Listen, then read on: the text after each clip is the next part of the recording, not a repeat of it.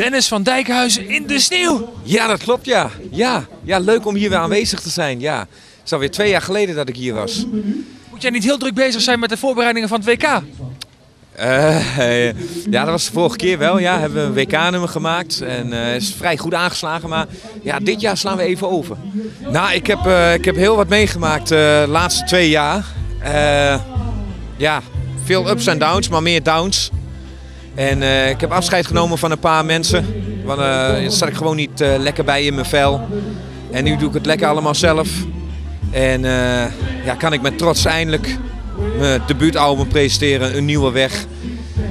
En daar ben ik ja, ontzettend trots op. Mede dankzij de fans, want die maken de artiest. Er staan 15 nummers staan erop.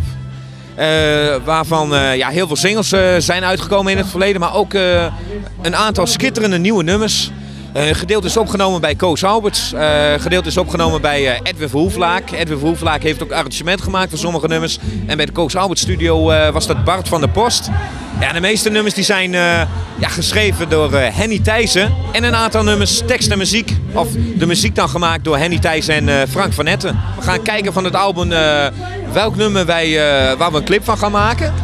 En 17 april, ja, dat bestaat...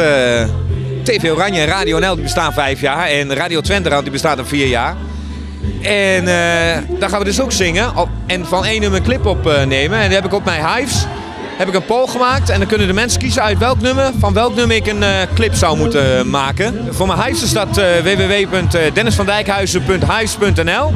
En daar kunnen ze stemmen, gezellig vriendjes worden of zo. En ja, mijn gewone website www.dennisvandijkhuizen.nl en dan kunnen ze alle informatie daar vinden.